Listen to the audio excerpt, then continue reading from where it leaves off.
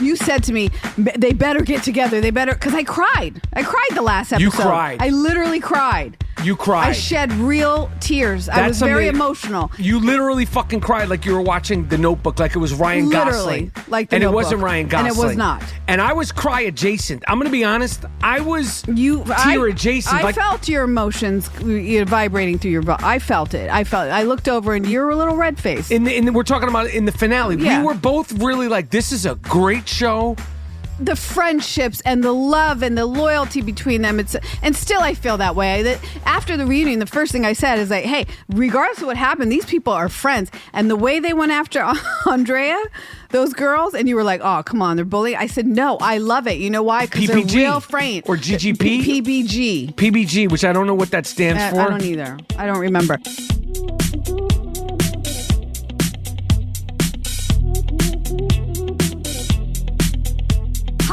Hatua. Do you believe in love after love after love? Is that what we're doing? We're doing that, and you did a Hatua. It's a Hatua share remix. Right. Since we haven't found the exact perfect opening. The opening sound. The opening sound?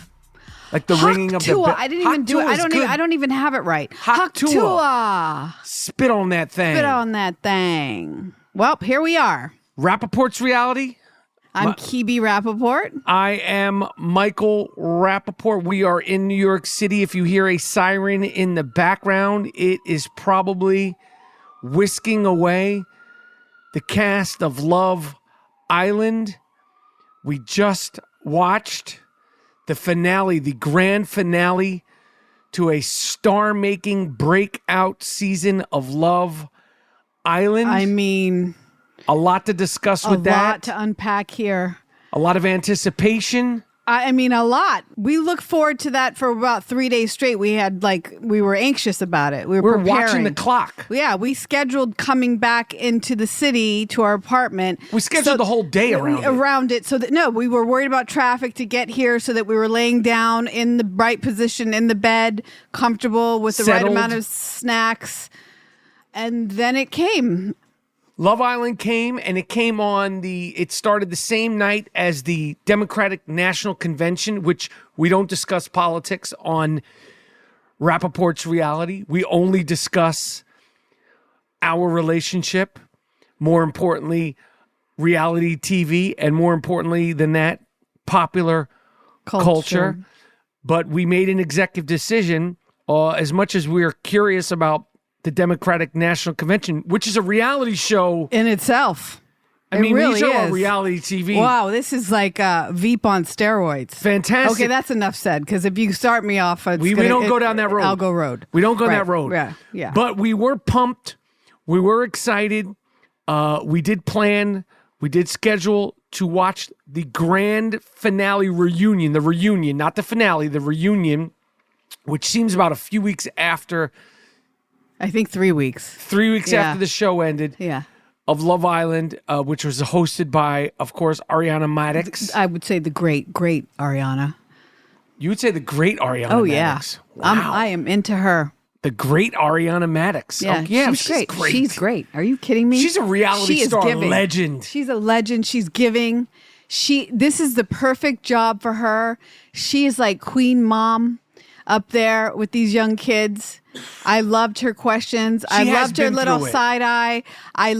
She knows what's up. I really, really love her. And she's looking fantastic. She's looking fantastic. And she's starring on Broadway. I can't wait to get to that show and see it. Are you going to go see her in Chicago? Have you seen her? I haven't. I've seen Chicago several times, but we're going to go, Tammy and I, we're going to go see it again because we had tickets and then we had to cancel. And now that she's back, I think we're going to go see it. How long is she doing it again for? Do you know? She started up now, I think, through October. Oh, you better go see it. I know. I have to get there. Is it like a plug and play thing with that part? Yes. Roxy is that. I saw Erica Jane do it. I saw Lisa Rinna do it. Did you really? Yeah. I saw a long time ago. But yeah, Erica Jane I saw. And now you're going to go see Arinna Madix. Yeah, and I hear she kills it. Well, I'm sure at this point. I mean, the crowd, they go to see her doing it. It's like an easy crowd. But we're not talking about Chicago. We're not talking about anything else right this moment except for Love Island. What do you feel afterwards, babe? How do you feel I was gonna afterwards? Ask you. The I was gonna anticipation. ask you. Well, I'll say this. I thought the reunion was a little bit of a downer. I expected it to be like the great episodes of the season of Love Island, because when it was hitting, it was hitting. But once the show started, once the reunion started, and the set and the amount of people and the distance that they were sitting, which Yeah, I'm sure had something to do with cameras. That. Yeah. I'm sure it had something to do with stacking them in cameras, because Right. the whole cast was out there from the whole season.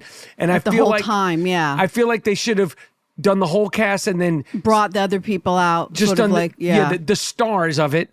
I felt like it wasn't a great reunion. Some of the great moments on Bravo of Real Housewives shows comes from the reunions, and nothing resonated as a great moment from the reunion. Yes, there were some laughs. Yes, there were some moments. Yes, there were some slight reveals. But as far as interaction, I think some of that had to do with how far everybody was sitting from each other, because from one end to the other end, they're far away. And then even the couples, I know that they don't want to reveal, like, who's a couple right off the top. But some of the couples, like, they're sitting like half an arm's distance. And I think that does something to it.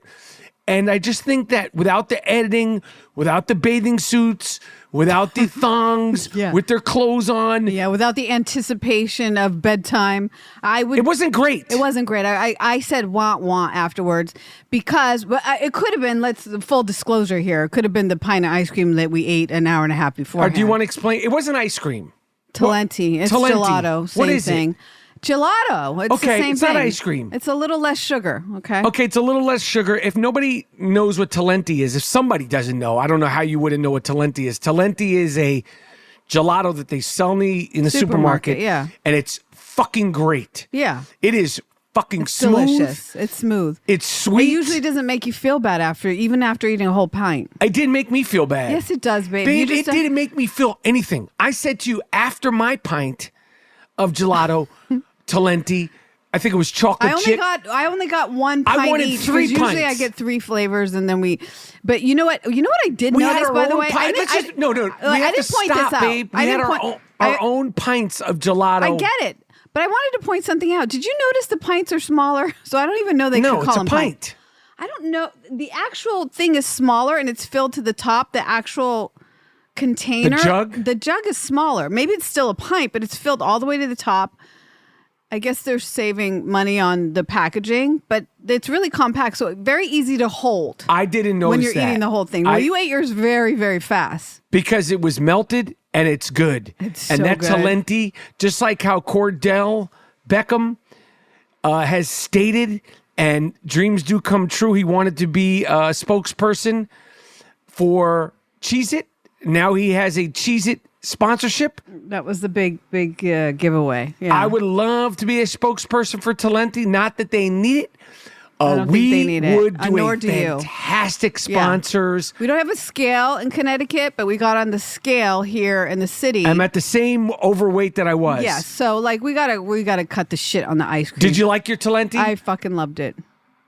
Did It's got to stop, though. It didn't make your stomach angry. feel bad? So what I'm saying is that I can't make an accurate assessment of how I felt about the reunion because I think I was pissed. You know how when you go see a movie and everybody's hyped it up and you go with preconceived notions of what it's about? I was angry by the time 9 o'clock came across. I Because my wasn't. stomach was full Mine wasn't. because you only had one pint. Mine wasn't. Talenti does not make me feel bad. Yeah, I got to tell you, Talenti makes your farts smell bad because all night long, it was hell in that room because of the Talenti, and that's just facts. So you're saying that the fact that you had your own pint of I Talenti. ate the whole thing. Halfway through, you said, "Babe, you don't want to finish all that," and I said, "Yes, I do," and you said, "No, you don't," and you were right. I didn't need it. My body didn't need it. but my mind was telling me, my body was telling me no. But my mind was telling me yes. What song is that? That's a R. Kelly song. That's an R. Kelly song. Cut that. Yeah. Anyway, so I think that I felt similar about the seating arrangements on the reunion. In fact, they were, because it did kind of give away, like, except for Jaina and Kenny. Yes. They were sitting close and lovey-dovey. But they were still distant. They weren't like cuddled up. It was distant and it was very quick, the reunion. I don't feel like it was that, I don't know. It just... It wasn't that good. It just didn't have a pizzazz to it. Cordell barely spoke. I know. And Cordell and Serena, they barely discussed their relationship. You know, the Kendall and Nicole stuff. It took up a lot of time. And it's not about time. It's Peacock. I mean, the fans would have... They could have kept going. It could have been a 2-part thing, but right. I just feel like it wasn't that good. And it kind of left a sort of taste in my mouth. And then we focused a lot on the Andrea thing. They took up about 5 minutes showing that scene, unedited scene of the girls deciding on who's going to leave. And Leah blamed Andrea, that she was the one behind Andrea leaving. Because there was all the bully. There was the conversations about her talking shit. Let me just say something. When you watch that 5-minute unedited scene, I don't know if you're not a filmmaker or an editor or have ever tried to edit anything, people really don't understand and appreciate how good the storytelling and the editors are on reality TV shows. I've never seen an unedited 5-minute scene shot on 6 cameras. They showed that, but what we saw in the original version was like a minute. Yeah. It was a highlight of the reunion, by the way, that whole clip there. And it wasn't even that good because you couldn't really tell what was going on. No, it didn't matter because it gave a lot of insight into the whole drama of Leah being accused of, taking a back seat. It was too long. I mean, the conversation was so long. Everybody had equal footing in that whole conversation. Like, put that shit on the Criterion Collection. Yeah. Like, that was like 5 minutes of our sort of... anticipated reunion. The bottom line is the season's great. I'm not going to move off that. I'm not going to move off how good the cast was. But when they're in their bathing suits, when they're running around, when the scenes are quick, cut, the makes editing, a big difference. Because after the reunion, I literally said to you, I think we wasted 36 hours of our life.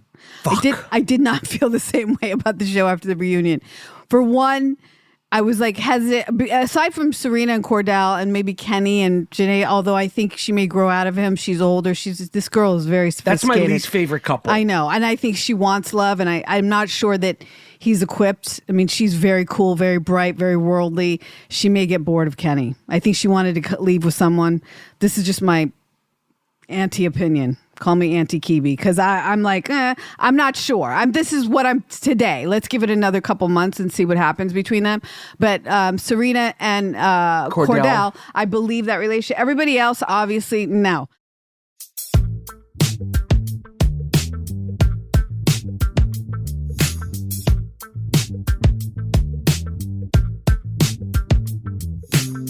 You said to me, they better get together. They better, because I cried. I cried the last episode. You cried. I literally cried. You cried. I shed real tears. I was very emotional. You literally fucking cried like you were watching The Notebook, like it was Ryan Gosling. Like The Notebook. And it wasn't Ryan Gosling. And it was not. And I was cry adjacent. I'm going to be honest. I was tear adjacent. I felt your emotions vibrating through your body. I felt it. I looked over and you're a little red faced. We're talking about it in the finale. Yeah. We were both really like, this is a great show.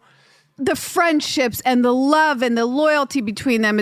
And still I feel that way. That after the reunion, the first thing I said is like, hey, regardless of what happened, these people are friends. And the way they went after Andrea, those girls, and you were like, oh, come on, they're bullying. I said, no, I love it. You know why? Because they're real friends. Or GGP? PBG. PBG, which I don't know what that stands for. I don't either. I don't remember. But these girls are down for each other. It's nice to see girls stick by each other and stay friends and be loyal. That's how I ride. So I appreciated it. She came in late. The bombshells came in late and they had their own little section together. And I feel like they were all as open as they could be.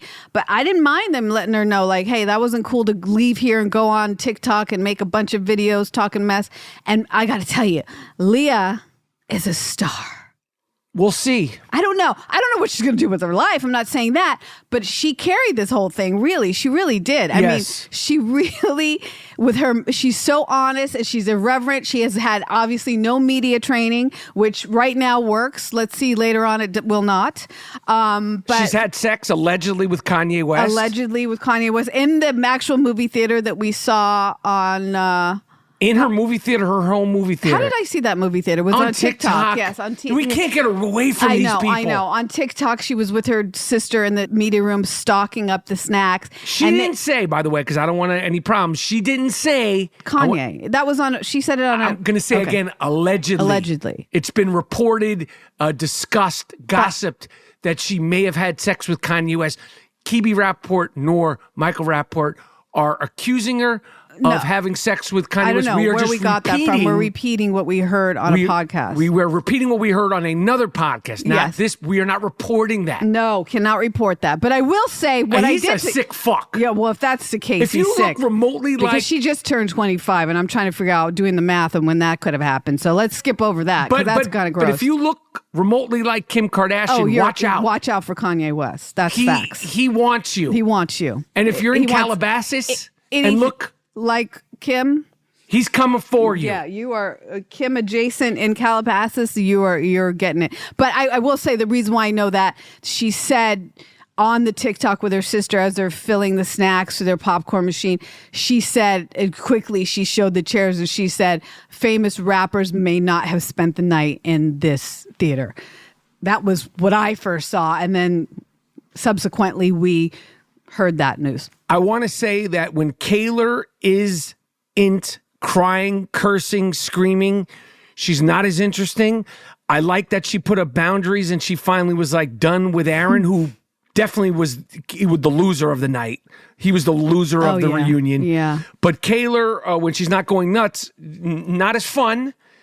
Not as fun. I was surprised to see it was more mature, more in control of herself. I think she's grown up a lot. She said it. She's changed. That whole thing changed her. Well, when you're 22 years old, 3 weeks ago could change you. Right, that's right. That's what happens. You grow in 3 weeks because you're a 22-year-old. I mean, imagine these kids, though, babe. What's happening to them? They are coming out to screaming fans like they're the Beatles.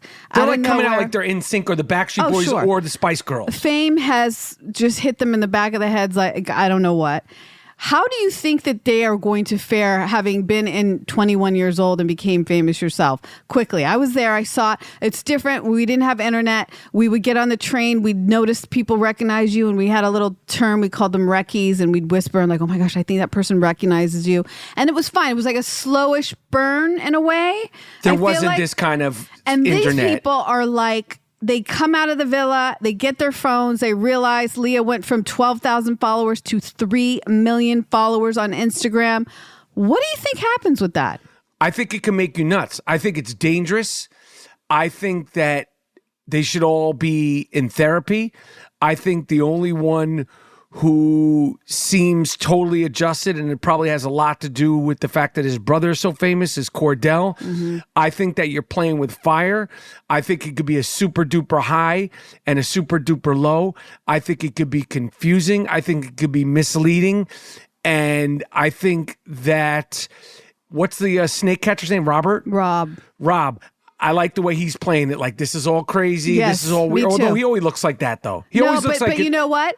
He, like Crocodile Dundee kind of thing. He has a thing that he does. Like, I tried to show you all his videos of he's catching passionate about snake catching. He is passionate about that, and he's wild about it. And he's been in Bali and Malaysia, and he's all over the world catching snakes and dangerous snakes. And he's nuts, right? He actually has some kind of future being famous. He's actually kind of funny when he does it. He's got this witty, dry sense of humor. Yes. There's something there with that kid. So he has something to actually become famous. Like if I was, an agent or manager, I'd be looking at him to see like, hey, does he want to do like an Animal Planet show? Does he there's some things there. If you don't have a skill, I know Serena's an actor, Cordell's an actor. There's people who have skills. Serena's an actress? I think she posted something about doing a short film before this happened. I could see her having some success acting. You got to have something behind this fame for no reason thing. Only a few people have been able to parlay it into billions of dollars. And we know that family, my favorite family, the Kardashians, has been able to do it.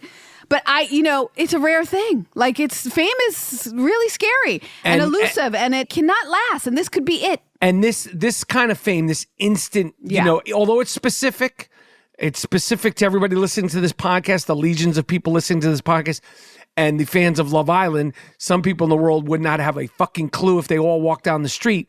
It is very specific, but a lot of people watch this show. A lot of people watch that show, and a lot of people in their age demographic. Oh yes, they know who they are. Let me ask you this: that's crazy. Out of all the people we saw on the reunion, who do you think is going to come back for Love Island next season? Robert. He's coming back. I don't think he's coming back. I think he's coming back. I don't think he can do it again. It'll be 3 times for him. I don't think so. I think they're going to bring him back. I don't think they're I don't think he'll do it. Who wants to catch this snake? And I think that they're going to bring him back. I mean, we'll see. Some of those people are coming back because they're going to be so beloved, whether it's Miguel.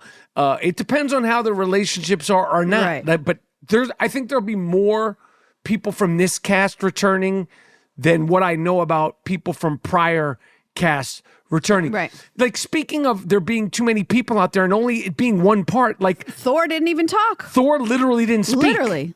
Yeah. And the black dude with the braids didn't speak. Right. And they didn't acknowledge the tall black dude with the beard who apologized to... Yeah, that was edited out, I think. Yeah, and I'm sure things were edited out, but what I'm saying is there's an appetite and a desire for more than one episode. They could have gone on and on. Yeah, so I feel like that's why it was disappointing. I feel like they should have done a big group and then done smaller groups and then done face-to-face sit-downs. I think the girl who Cordell didn't pick could come back as a bombshell or as a regular. Yes, Dea. She's great, Dea. Yeah, Dea, she's is that great. her name? Yeah, and Sierra, if she's not hooked up with someone, these are beautiful girls. They got some personality. They should come back. I agree. So I would have to say 5 out of 5. I give it a 3. Yeah, I give the reunion a 3. I agree. And that's being generous. Yeah. I would more give it a 2.5. Yeah. Because we were pumped. I mean, pumped. I was, my sugar went up and then down, so I was a little meh. It wasn't the sugar. It was the show. It was a show. Okay.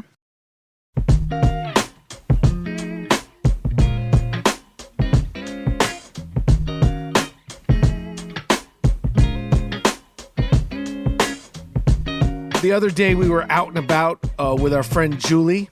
She was driving us around in her topless Bronco. 1977. That's a real pussy mobile. I mean, she's a woman. No, I call it the dick magnet. The dick magnet or the pussy mobile. I like that. Depending on if Alan's driving it, but when Julie's driving it, it's a dick. I mean, it's cool. It's very cool. It's a cool for me. Although it's stalled out a couple times in concern. That's some of the charm. Yeah. You think? Of that car. Yeah. And I think the fact that it was a very cool summer night, considering it was beautiful. How hot it's been, with the top down, with it stalling out, with the impromptu-ness of it, and the fact that I manipulated and maneuvered her to take us to an old ice cream shop by our house in Connecticut, which we don't need. No, we don't need it. We don't need it. We don't need the ice cream. We don't need the Talenti. But I will say I'm still proud of the fact that no one knew what was going on. No one knew how we got there, but I got us to the ice cream place. You know, it's a theme. I'm realizing it's a theme. Like, us eating, us feeling shame about it is a part of this podcast. It's just as much as discussed as we discuss Bravo. Is what we ate, what we shouldn't have ate, what we regret Maybe it should be Rapaport's reality, the things we shouldn't eat. Not a bad idea. We should change the name. But since it is Rapaport's reality, and I was thinking about the episodes of the show so far, we are in the golden era, truly the golden era of all things reality TV, whether it's murder docs, which we watched, the Laci Peterson, Scott Peterson 3-part Netflix documentary. You mostly watched it. I sort of had it in the background, but because I'm concerned with you and these murder these men that kill their wives docs. You seem to watch a lot of them. What do you mean? What do you mean? What do I mean? Do you think I'm doing I don't know. It's just very bizarre how you'll stop. I mean, I'll ask you to watch one of the shows that we really enjoy together, and you'll say, hold on, I got to finish this show, and I'll turn, and it's usually some murder doc and chill, but it's based on some man who's killed his wife. Well, then sometimes it's the man who's killed his wife. Sometimes it's the wife who's killed his husband. It's just like this subject of couples taking each other out. I particularly don't love that subject. Like, it's just, to me, watching someone snap and come undone slowly in a 3-part series, especially when I know what happened. I lived through Laci Peterson. I remember Scott. It was obvious that he did it when he did it. And you did it, Scott. Yeah, he did it. So, like, I don't know why there had to be a documentary about it. Did you discover anything new? Well, no, I don't. I discovered more new things just because, in a documentary, they break things down. It's a 3-part, so it's 3 hours. I didn't know the details of the case and the specifics of the case, and it was so long ago that you forget how much of a cultural phenomenon, popular culture case this became. Right. So I can't say whether I knew or what I didn't know. The thing that trips me out is how somebody, when you're all but caught, they still say, I didn't do it. And then his sister, to this day, is still standing behind him, which I get it, it's your brother. But I don't get it. Come on. He did How do you get it? You did it, Scott. Yeah. You fucking did it. It's like when OJ was like, oh, the killers are still out there. No, they're not. Yeah, no. The killer's talking and saying that the killers are still out there. And Scott Peterson, probably we'll discuss on the next podcast, is just doing his first interview from prison. And it's like, unless you're going to just say, I did it, try to live your life at peace, admitting this, and take the rest of your family and your friends and her family out of the turmoil. Stop the bullshit. I don't think you can stop when you're that kind of sociopath. I guess. And when the thing that's also crazy is he's just like such a plain Jane, regular Joe Schmo dad guy that decided. It's always that, though. Every show is that guy. Like, that's why I'm not interested in these shows, because it's the same thing over and over again. It's that plain Joe guy that's always so liked in the neighborhood. Nothing was wrong with him. It's really bizarre. Button-down shirt and khaki. Yeah, right. Button-down shirt over a T-shirt. Yeah. It's like sitcom dad gone wrong. Right. It's wild. So I'm just fascinated that these things happen in plain sight, and they have a dog, and there's neighbors and all this stuff. And then I was so into it. We rewatched Gone Girl, which we saw in the theaters. Right. With Ben Affleck. Yes. Who, by the way, Ben Affleck in Gone Girl looks like those real-time photos of Ben Affleck when he's walking with J-Lo. Right. Or what? Yeah, used to be, because it looks like it's really over. But those funny he looks miserable memes where he's like, well, that's the character that he was playing. J-Lo's Gone Girl. If you have never seen Gone Girl, or you watch Gone Girl, if you want a good rewatch, it is really well done. It's great. It's based on a book by, I believe, Gillian Flynn was her name. Really great book. You think that she may have gotten some of the ideas from. For sure. I'm not sure, because I think the cat. She wrote that. Yeah, well, the cat being stray and equivalent to him letting the dog loose with the leash on it. Yes. Like, it's just also obvious to me, like, sure, she went out for a walk. We watched another one recently like that, of the woman who went to the mailbox. And yes. There's a lot of this. A lot of these kooks and the jinx. There's a lot of these fucking nut jobs out there. There's a lot. And they're all next door, by the way. They are next door. The kook next door. And I'm wondering, for these whack jobs, is it harder now with cell phones and with face recognition and with security cameras and surveillance cameras? Is it harder for these kooks to sort of do what they want to do? Hopefully it is. It's got to be some sort of deterrence, because even if you study these things and you watch them, that's not what I'm doing. It's simple, you NFL's, still haven't explained why I'm just watching. Right. Character studies. Sure. There's not any research for any personal. Because let me tell you something. If you try to take me out, motherfuckers ain't going to believe. They're going to come right to you. And everybody I know that loves me, they're coming right to you, and they're going to believe that you did it. So watch yourself. Don't worry. I have no plans or aspirations for any of that. But that was good watching. That was good TV. But what I wanted to say is that between Love Island this season, between the Real Housewives of Dubai, which is somebody fantastic. DM'd me and said, why don't you talk about it? Because we haven't talked about it There's no reason. We love it. We haven't had time. We haven't made an effort to talk about it because it's one of my favorites. I love that show. And the last couple episodes have been fantastic. And it really is what the Real Housewives wanted to be initially. Totally, 100%. The drama isn't toxic. No. The outfits are way over the top. Yes, the background setting of Dubai being fifth, sixth character is amazing. Just the casting is excellent. It's just excellent, and I love that show. So maybe we should talk about that more. But we also the OC. We're not talking about what's happening over there, which is seeming like a dumpster fire. The OC is cray cray. That's another one that still hasn't gone too dark. It's dark, but it hasn't gone too dark. And they've been able to... When it's gotten dark, they've removed some people and moved it around right in the nick of time, I believe. Yes. Right. They didn't let things get out of hand they did with Jersey and New York. Right. But to acknowledge the people that have asked, yes, we're watching Dubai. Yes, we love Dubai. Yes, we're watching Orange County. Yes, we love Orange County. And overall, right now, between the shows I just mentioned, between the Love Island, between the Love Undercover, which, again... highly recommend. Fuck, that was a good show. Yeah. Between the Dallas Cowboy cheerleaders on Netflix, which if you're into football season is looming. You want to get yourself focused. You want to get some Mamba mentality.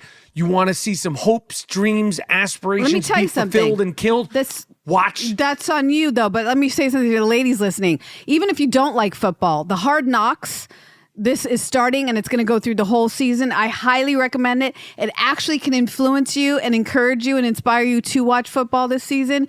If you start to get familiar with some of the guys that play, it's so fun. It's really great. It's like the agony, defeat, the victory of thrill of victory. Victory. It's really, really great. Highly recommend to take your husband by the hand, grab some snacks and watch Hard Knocks. Yes, Hard Knocks on Max. But we are in the golden era of reality TV because there's so much across the board. And we're not even mentioning the 90 days and all the TLC and the 600-pound life and the 1,000-pound sister and the 90s before after and the 90 days before. But since you're saying that you feel like Hard Knocks has inspired you and made you more interested in football, I noticed the other day, and granted it was preseason, when I did turn on the Dallas Cowboy preseason game, you said, why are we watching this? You did say, I did why not. is this on? No, you're wrong. That's not what I said. Isn't this preseason? No, I did not. It was girls basketball, and I thought it was college because I said, "Is that Caitlin Clark? She's playing for Connecticut, Indiana, or Indiana?" And I thought. You also said it about the football game. I don't remember saying about football. I listen, why are we watching preseason football? We have too much other work to do in terms of reality shows. We'll get to football, what's next week? Like 3 weeks. 2.5 weeks. 2.5 weeks, yeah, it's coming up. 3 weeks. We'll start then with football. I know you have your fantasy coming up, which is literally my favorite time of year. Not. You can't stand that. I can't stand it. I cannot stand your fantasy. I feel like it's over the top obsessive. I mean, imagine if I was like... in Sunday. Here, like on a computer, like fantasy shopping with a group of people, and it was like you had to hear about. I know what you're gonna say. You're gonna say I fantasy shop anyway, babe. You fantasy shop anyway, and listen. My arm's not twisted. I watch dog shit with you. I mean, you love it too. No, it's I'm not talking about these. I'm talking about some of these other shows you watch. I'm just saying the fantasy thing is over the top. You take yourself way too seriously. It's like you're turning red. You're throwing things. You're pounding on pillows. It's just it's a long time to be in that high level of anxiety and stress. I'm going to compartmentalize it this year. I am going to make the Sunday the Sunday. I'm not going to let it drive me nuts the whole day. All right. I'm gonna try to compartmentalize it because listen, it's your life. I'm just saying I don't like to watch it. It looks like suffering. It does not look fun, even though you guys think it's fun. It looks like hell. And when you're playing for money, then that's a whole other thing of losing money. And not that you ever really play. A couple times you played for money. And I liked it because you've won. Because I won. Yeah, but last season I didn't win. You didn't win last season, and I think you fucking lost brutal. across the board in all your fantasy leagues, and that was just. I really thought maybe this year you would take a seat out. No. All right, Fantasy football is not going anywhere, just like reality TV is not going anywhere. Okay, well, you just remember one thing, my friend. There are no tears in fantasy football. I don't want any crying. I don't want any whining, stomping around afterwards. Take the beating where you take the beating. Okay. Okay. All right. Anyway, it's been a great week for reality TV. It's been a great week married to you, babe. Oh, that's so nice. You know what? Also, I want to tell you, yeah, it is nice being married to you because the other day I literally it just came out of my throat like, you're the most amazing husband. And I meant it sincerely. And then you asked me to name the reasons why, which I don't think you should do. When I have a moment of like telling you how I really feel, I don't feel like I have to make a list. But it's true, you are a fantastic husband. I only reason why I did this because we were in traffic and I thought about how nice it was and I just wanted to put some sprinkles on top to throw it back to the ice cream. Anyway, Rapaport's Reality. Tell a friend to tell a friend. Subscribe, rate, and review. DM us. You know where to follow us at Rapaport's Reality. You can always DM me, also Michael Rapaport. But if you have any questions, requests, talk about this, don't talk about that, talk about this more. Why haven't you spoken on that? We'll take requests, all your comments, criticism, and critique to heart. So tell a friend to tell a friend about Rapaport's Reality. And we're done. Love you, babe. Love you too.